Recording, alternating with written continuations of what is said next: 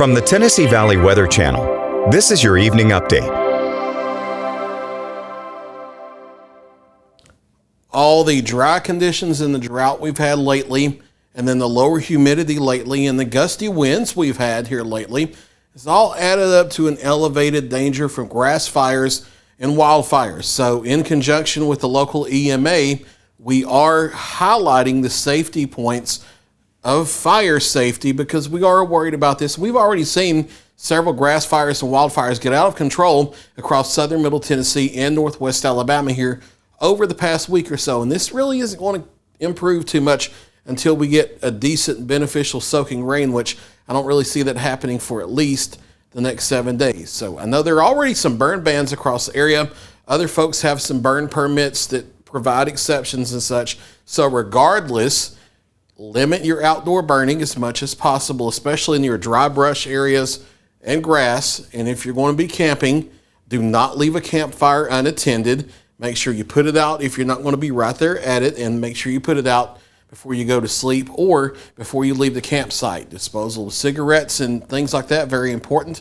Make sure they are completely out, preferably putting them out in a liquid before you toss the butts, and do not toss the butts into grass because you want to be sure that there's not a spark of fire there still left over. And something you may not think about too much, don't drag metal chains or other forms of metal, things like that, on your vehicle or your farm equipment onto the roadway, because that can cause a spark that then flies off the road into the grass on the side of the road, and that can quickly spark a fire as well, because all it takes is that one single spark with how dry things are across the area. And if you notice a fire starting in a grassy area or an empty field, be sure to call 911 immediately, because the quicker we can react to it, the faster we can get that in control and limit the damage from it. So with that said, keep that in mind over the next few days until we get a good beneficial rain in here.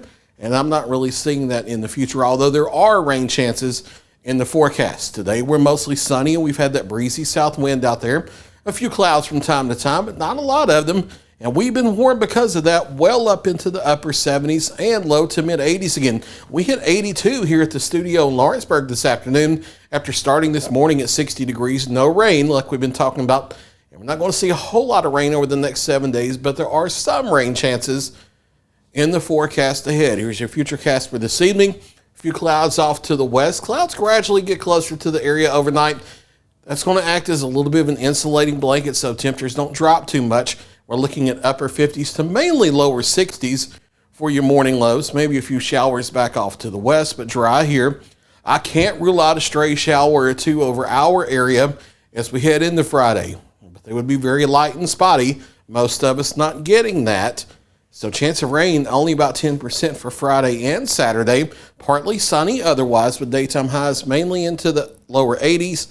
Few folks could hang out in the far upper 70s. Few folks could get as high as the mid 80s, falling back into the low to mid 70s as we kick off our high school football games on Friday evening. So weather for those looking fine.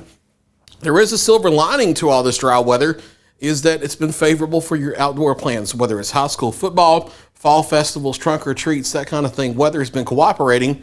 We just have this drought in place that's intensifying, and the grass fire and wildfire danger because of that. Main rain chances through Saturday and the daytime hours of Sunday off to the northwest. But as we get late Sunday night into Monday, this front finally moves in as a cold front, and that brings shower chances to the area after midnight, Sunday night, and through Monday before it shifts off to the south with clearing skies in time for Halloween. It's going to bring a big temperature drop as well.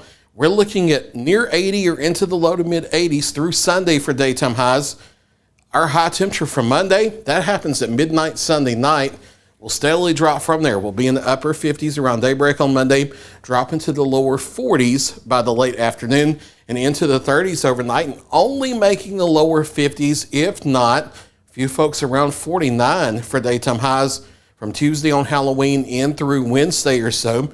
Notice the morning lows, Wednesday morning, Thursday morning, lower 30s, and those may trend in some spots toward the upper 20s by the middle of next week for morning lows, before we gradually start to moderate that a little bit toward the end of next week. But we do have big temperature changes on the horizon. We just have several days before we get there.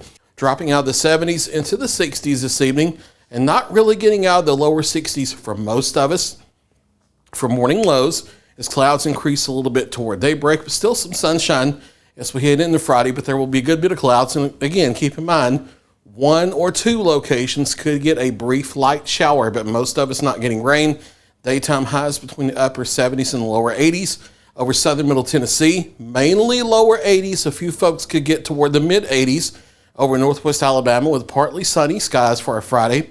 And here too, once again, maybe a stray spotty shower, but most of us staying dry. More of the same for Saturday. And then Sunday, dry for the daytime hours, but near and after midnight, showers move in that cold front. Showers off and on through Monday. With dropping temperatures, Halloween weather is on the chilly side, but as far as rain, it's all out of here. Trick-or-treaters just going to have to wear a coat or a jacket because it will still be gusty out there, so the wind chill is going to be a factor. And then chilly again as we head through the middle part of next week. There's your latest 7-day forecast. I'll be back at 9 o'clock with another check of your local weather.